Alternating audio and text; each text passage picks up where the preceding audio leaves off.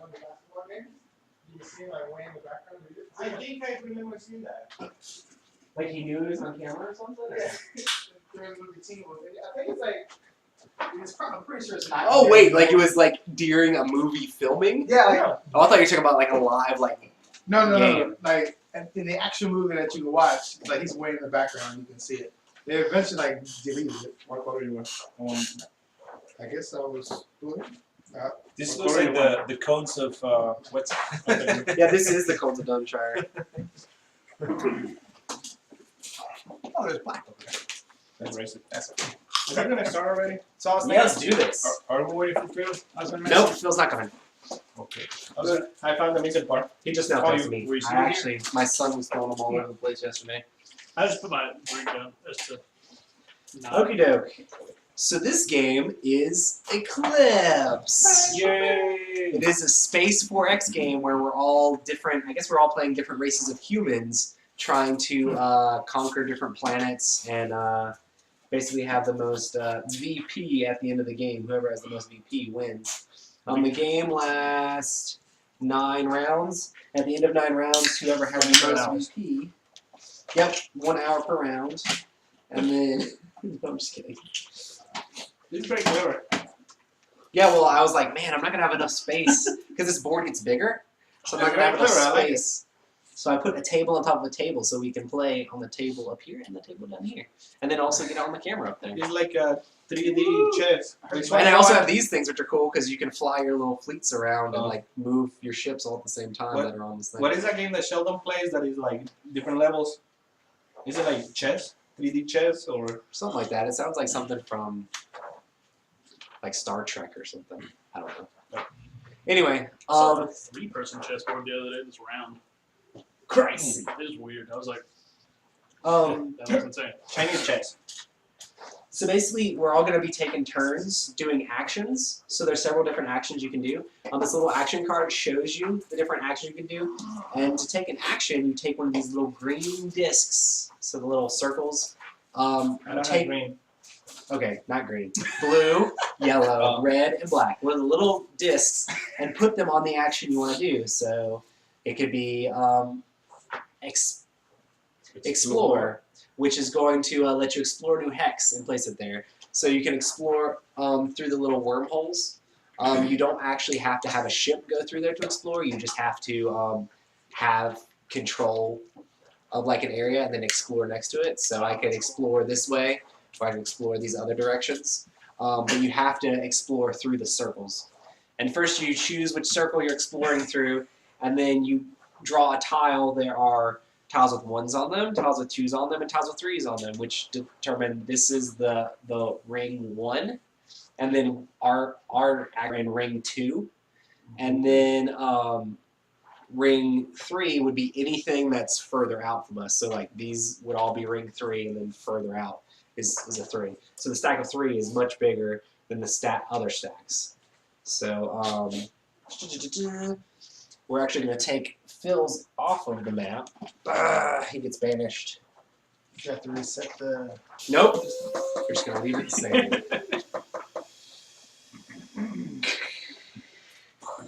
So basically, exploring lets you do that. But the thing about this game is these different discs, as you spin them, they start to reveal different negative numbers. And basically that's showing how much you're spreading out and spending your resources. The orange is Please money. don't tell me this is real time. No, the orange is Okay. money. No, it's not real time. The orange is basically like your political sway. I forgot what the actual term is for it, which is kind of weird. It's money. It is. I don't Well, the have brown those. is technically. I No, better remember where. orange is money. Orange is money. Brown is resources. I don't have So they those. go on the little dashes. Do They're you seriously not have them? It's not. I just get Okay. They start with the little dashes there. But orange is your money, so that's how much money you have to fund your entire like empire. The pink is your science, so that's what you use to get different technologies. And then the brown is your resources, which is what you use to build ships. So during the expand, or during all the different actions, you'll be moving these little discs onto the little things up above it, which have the expand, influence, research, upgrade, building, and movement. So the next one is building. So you have different ships. Everybody starts with like their one little ship. So if you look at the very top, it's an interceptor. So everybody starts with that little bitty interceptor. Cheats the mothership. And if you want to build, that means you can build ships and structures in the space you control. So you can spend your brown resource to buy different things. And it shows you the prices of them beside the ships. So the interceptors cost 3, the cruisers, which are a little bit bigger, cost 5, the dreadnoughts, which are the big ones, cost 8. And then these little circles are your star bases. They cost 3 as well. So And if the price is right, you get to calm down. Wait, what? I don't even know what you're talking about. You can also, if you unlock specific technologies, you can build monoliths or orbitals. Stop laughing. No, I'm just kidding. It's not that funny. You know what we're talking about, right? He's talking about the price is right. Yes, that's what I was talking about. Price is right. I know, but I don't know why you. Anyway. It's because I don't want to upset him because every single time he's just playing the game, we're sabotaging him. Anyway, I'll talk this direction because this is my action game. We don't mean to. Just because we love.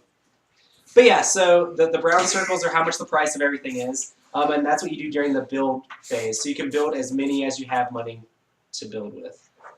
Then the research action is where you research technology. So you spend the pink resources, and then you can buy any of these up here, which they do all sorts of completely different things. Thanks.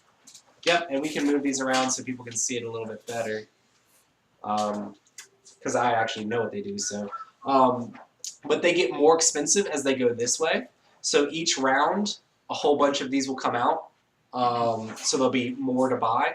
If there's not actually a thing there, like it's empty, that means there's none that you can currently research. As you research things, they're going to go on your board. So everybody starts with the star-based research. So we can actually build star bases, which is good. But we don't start with any of the other technology.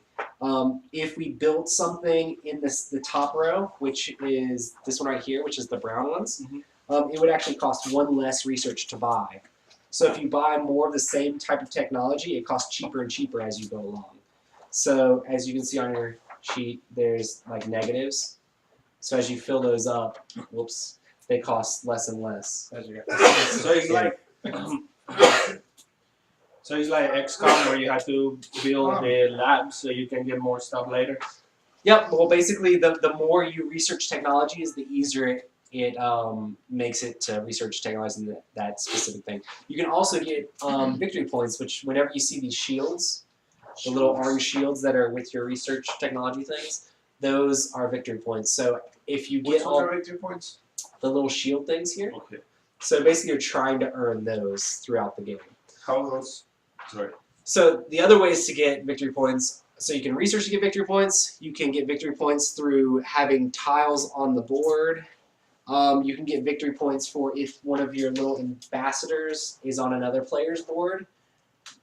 Or so you can get victory points that way for having ambassadors.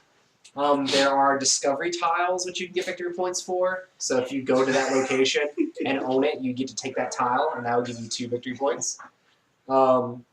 Then there's also monoliths that you can build, which are like a special type of technology. We have it out here right now. It costs 12 to buy, but which is a lot. But once you get it, then you can buy monoliths for 10 resources each. But they give you 3 victory points for each one you build. So I mean that's a way to get victory points that gives you a ton, but it's very expensive and hard to do. Then you get victory points for technology, like I said, and then you can also get victory points for fighting other people in combat, and you'll get to draw victory points. But we're all friends, aren't we? I'm friends. But you also get to fight. There'll be like ancient ships around, and you can fight off like the NPC guys. But you'll get to draw this bag, and there's any number in here from 1 to 4, and you'll put those here. So 1 victory point, great. That's probably the worst I could do. But you put it on your board, and that would count as points at the end of the game. Yeah, I was like, But that's the ways to get points. So you can research the technology, and basically whenever you do that, you'd spend the amount in the first number here, the second number is the minimum amount that can cost. So like even though this is in the first thing here, if I put it here, it would normally cost 1 less, but the minimum on this is 2, so it will still cost 2 no matter what. This one over here, I already have the star base, that doesn't matter. But if I want to buy the gun, since it normally costs 6, since I have the -1 in the place I'd be putting it, it would cost 5 instead. So I could buy that and it costs 5. And then my next one that I bought would be 2 less. And then if I fill it all the way up to where I have this right before that, I get 1 victory point at the end of the game. If I had one there, then I get 2 victory points at the end of the game. If I fill up an entire row, I get 5 victory points at the end of the game. If you fill up all the rows, which means you basically have bajillions of technology, you get 15 victory points at the end of the game for having all that, which will not happen. Probably won't. Unless you're just going technology crazy. That's what I'm rooting for. That's what I'm rooting for. That'd be awesome. I'll be that guy. I'll Um, be the scientist. so that's the research action, is all about getting these. I can go over what all of these do, but I'll wait a little bit longer because there's concepts in this that'll help once you know what the other things are. The next thing you can do is you can upgrade ship parts.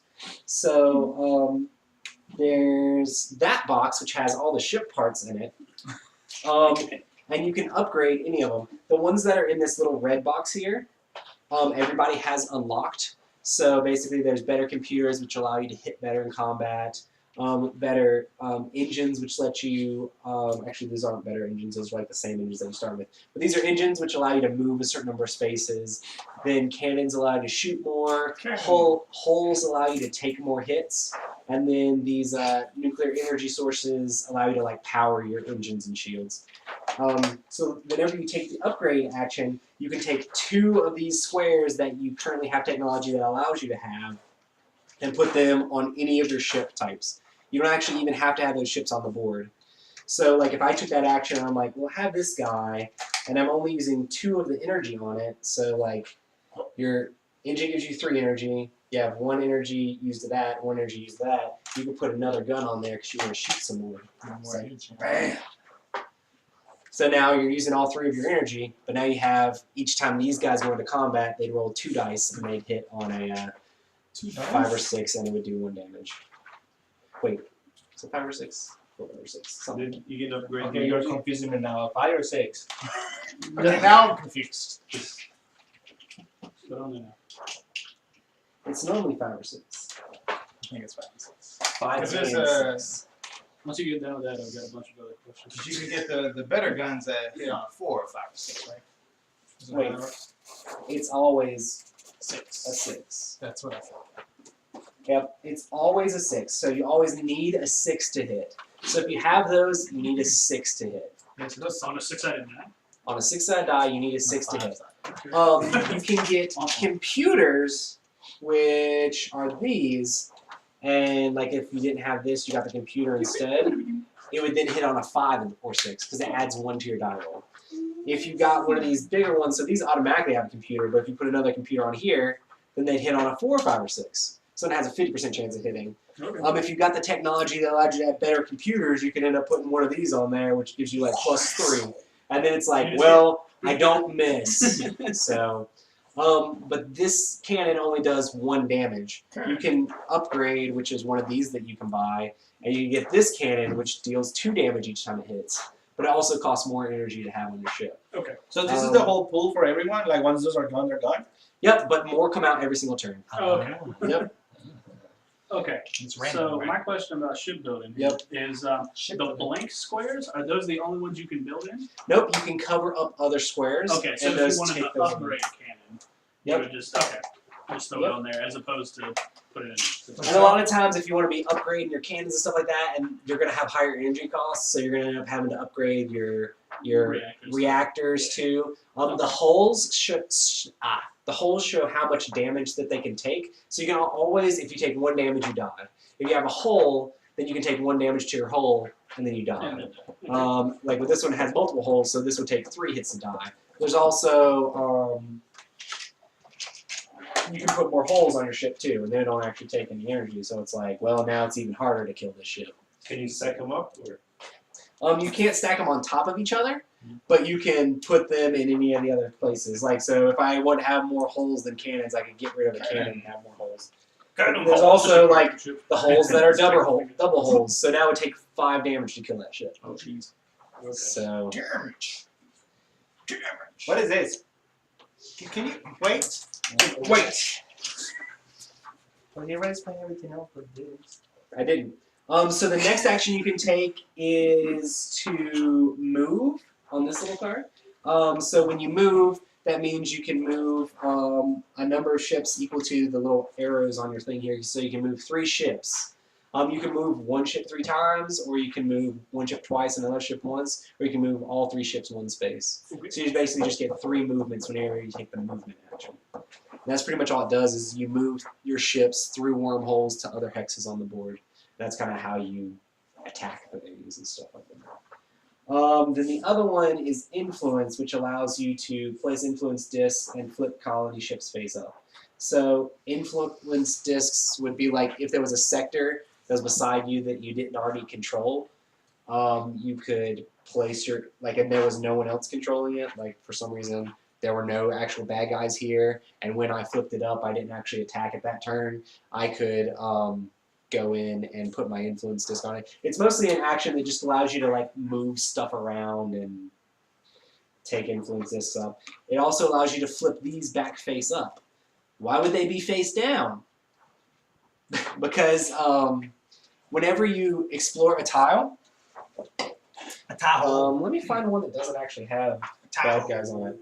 When you explore a tile, you basically, to claim that tile, immediately after I explore it, I can put one of my discs on here, which of course makes my economy worse because I have less discs on the board. But then I can flip over colony ships to put resources on there. So basically these cubes that are here, you can flip over a number of these equal to however many you have, which is 3, so it's a max of 3 per round.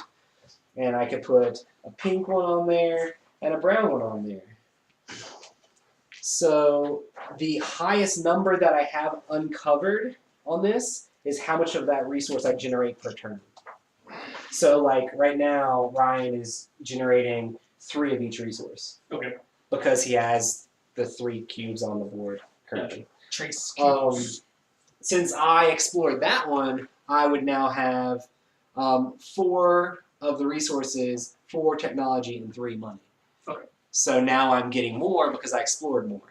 So as you expand out your colony, you'll be taking these little cubes off of the rightmost side going to the leftmost side, and you can see the numbers underneath show exactly what's in this thing. So if like you made it all the way to this road, that'll all be 15s. If you made it all the way across, I guess pretty good. Oh. if you made it all the way across, it would be 28. So Every turn. yeah, you get 28 of each of those resources every turn, and they start to ramp up. So the more you have of science, the better it's going to get as you get more science. So it goes from like 6 to 8 to 10 to 12 to 15 to 18 to 21. So it like gets bigger once you start going further over. And that's all the different types of actions. There's a lot going on. Are you lost yet? No. He's laughing. I don't know why. Okay, so basically the way this works is we go around in a circle, each choosing which one of these actions to do. And as we do them, we spin the different discs. And then after you're done, you pass, so you turn your little thing over. Like you don't want to spin any more discs because you're going to have to pay that much at the end of the turn. Ah, okay. Yeah. And then your discs will come back, right? Your Except discs for the will- ones you put up there. Except for the ones that you put up there, your discs will all come back here after basically all their resolutions are done. And so what happened? It says here after passing, you use reaction. Yep. After you pass, you're not allowed to take any more actions when it comes around to your turn. But if you want to, you can take these reactions, which when it comes back around to you, you can say, it's just like little simple things. Like if someone like moved into your thing after you passed, they started to like attack you. In this game, combat only happens after every single person has passed. Then we resolve all combats. So if like Matt moved into my stuff because he thought my ships weren't very good, I could like maybe take a build action and put like a better gun on one of them so that they're a little bit better. But these are way worse than taking the build action before I pass. Yeah. Because this gives me 2 builds. This only gives me 1 build. So I can build a max of 2 things. This only lets me build 1 thing. I can upgrade 1 thing instead of 2 things. I can only move 1 ship instead of moving 3 ships. So. What is the penalty for going negative or not being able to pay for your orange? So, as you have negatives on these, that's how much you have to pay. So at the end of the turn, so you will first get your money. So I would get my 3, and I'd still have my 2 here. So if I ended up with 3, I would just gain no money at the end of the round. So I'd be just straight even. But if I was at 5, I would have to pay all of this 2 and then my 3, and I just have no money. If I went all the way to 7, I would be going bankrupt, which means that I have to take discs off of my sectors up here to cover up my things until I can actually pay the money that I have. Okay. So if I was going bankrupt, I could lose my different systems. And you also would put all those cubes back onto here when you lose your systems, Okay. which sucks. I mean, yeah. What he said. Basically, you don't want Go back. to not have enough money to pay for your stuff. You want to try to make sure you have Yeah. enough money to pay for your stuff. And if you don't, it's basically because you did it yourself. You know, because you took too many actions when you should have taken less actions. Another question about ship building. So let's say I upgrade interceptor and just put something on it in that slot. Does that mean all the interceptors I build from then on? Okay. Yep, and you can have some interceptors over here and some interceptors over there. And as soon as you upgrade your interceptor, all of your interceptors in the entire galaxy get those upgrades magically. Retrofitting. Exactly. Okay. So that's kind of cool. Okay. The only other thing is when you are like, say I control, say you have people in like this sector, and then I have like people in this sector, and there's a wormhole connecting. We could then try to become, like, we could negotiate or become like not really allies, but like we're like have diplomatic relations with that person. Okay. And they both have to choose to do that. And when we do that, we both take our little diplomats and send them to the other player's board. And when they do that, you may send one of your cubes with them. So they both have to agree to actually do that. But if you did that, I could choose any one of my cubes to do that. So I really need money because I'm trying to actually do stuff. So I could put my money one over here, and you could put yours over here. And if you really wanted science, you can put science over there. So that's the bonus for doing that. We also would get 1 more point at the end of the game because we're friendly with each other. The only downside is that if we ever attack each other, whoever attacks the other person, like moves their ships into their sector, gets the traitor card. Yes! So then they get -2 victory points at the end of the game. Alright.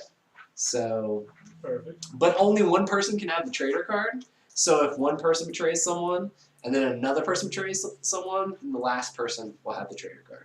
So it So doesn't you could be like redeemed by somebody else's terrible action. Yeah, I guess so. I guess that's how that works. So be the first person to be a traitor. That It's like everybody forgets And then everybody just be like, well, I'm not going to be a traitor. I'm just going to leave you to rot. Oh. Basically, if you're planning on attacking someone, you probably shouldn't send your diplomat over there first. Suicide mission. And so the idea is to Pop all the bomb. Wait, what? we're beating the game. The idea is to make your civilization have the best technology and have the most like expansive area, like take over more areas and attack off a bunch of these will have like the little skulls on them, which means that they're going to have the ancient guys, which are these guys. If you fight off a bunch of these, you can get victory points out of the little bag. So you fight off those guys, and basically we're just trying to be the new superpower of the galaxy, basically. So what's the deal with the center tile? So the deal with the center tile, that's the galactic center. It has this guy on it. So this is like the little galactic center defender guy. He has 1, 2, 3, 4, 5, 6, 7 holes. So that means it takes 8 damage to kill him. Alright. He also shoots 4 regular guns, which will hit on a 5 or 6. So, and that's each round of combat, and combat keeps on going as long as you choose for it to keep on going without retreating. So basically, he's pretty strong. But it's one thing. So you basically need a fleet to go in there and attack him. The damage is not cumulative. It has to be all at once.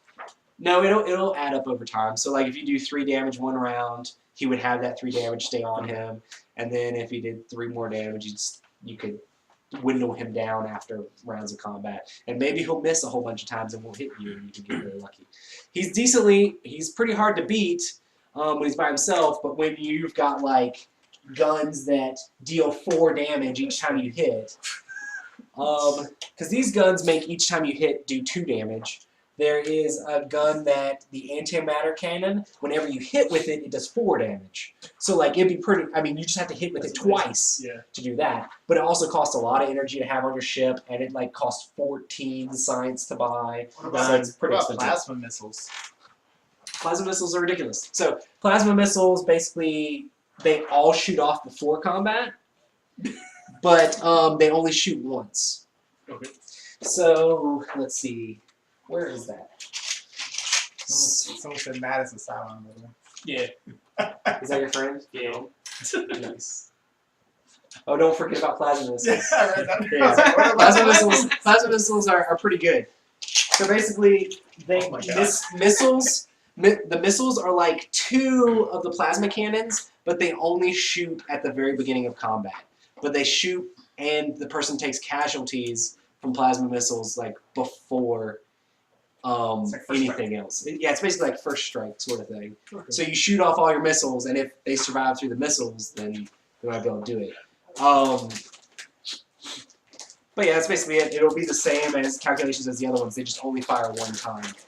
And they're really good if like you fill your entire ship up with them, and you're like, just got missiles, missiles, missiles, and then you're like, all right, let's go into combat. I have like a bunch of ships with missiles, and we just go in here and I just roll tons of dice, and I hope to completely obliterate you before you even get to shoot back. Yeah. The problem is, normally when you do that, you're losing all your hulls and other things like that. So like, then they're just like, all right, well, you shot all your missiles and you have no regular gun, so I'm just gonna roll this dice until you die. Yeah. So it just depends on. It's very much a game of like every action has a reaction as far as like the different ship parts. It's not like a gangsta rap song, like you roll until you die, yo. Exactly. The one thing I didn't talk about is there are also like shields. So there are these Gauss shields, which makes your opponents get -1 to their attack rolls. So it makes it harder for them to hit you if you have shields on yourself.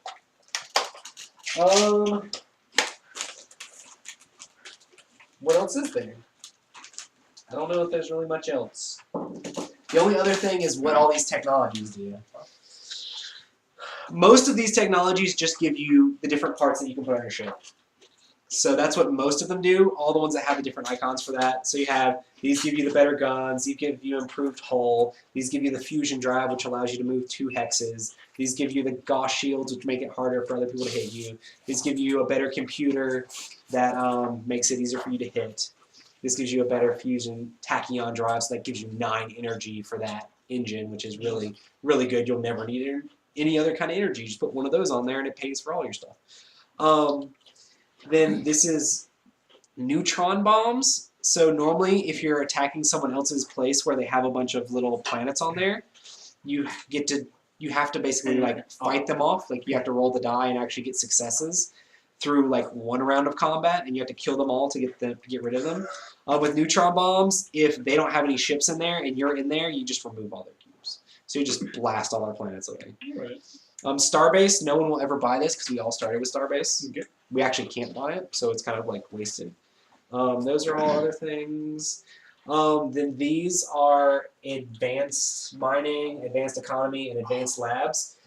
They basically unlock the extra spaces on here. So like if I got advanced labs, which there's not actually one there, it means I could put another cube on this pink thing, which would allow me to have more science. Or if I got the advanced economy, I could put another cube for my orange row on there, and I ended up having more money. And then a bunch of other planets will have these little black things on there. So that basically means you would have to unlock those before you can put actual cubes on those planets. Okay. Basically, these are like your little workers that are mining the different things from these planets. Then the monolith we talked about gives you tons of victory points if you buy that, but it's really expensive to buy the upgrade, or it's really expensive to buy the technology, and it's really expensive to build them because they cost 10 resources each.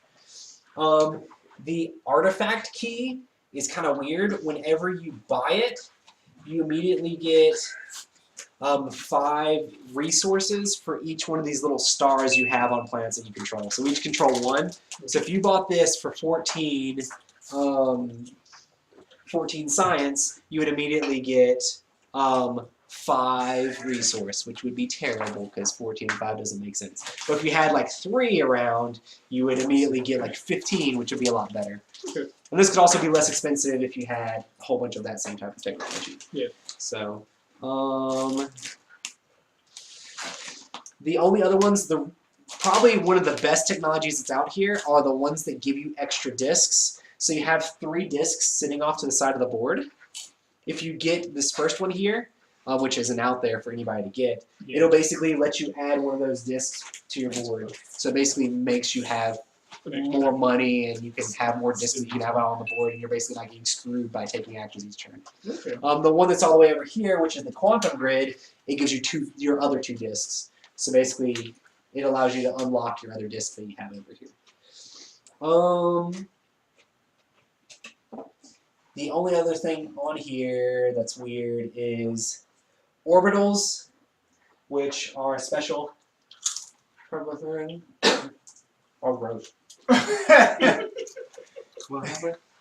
If you have the orbital technology, you can put these little things on the board in sectors that you control. And then you can put a cube that's money or science on this. And it's basically like gives you an extra planet in that section. Okay. But you use resources to buy it, but you can't get resources from it. You can just get money or technology from it. Okay. It just gives you more ways to get these cubes off your board. But they cost 5 to build. And then the other one is wormhole technology, where basically you can move through these without having to have a connection there. So it allows you to go around, because a lot of times people can place tiles, and when you place them, you get to turn them specific ways, so you can make it so wormholes don't line up, so it kind of blocks people off from certain areas. Oh. Okay. Mikasa. Any other questions? I know there's a lot. I'm sure there will be. But I pretty much explained everything. Yeah.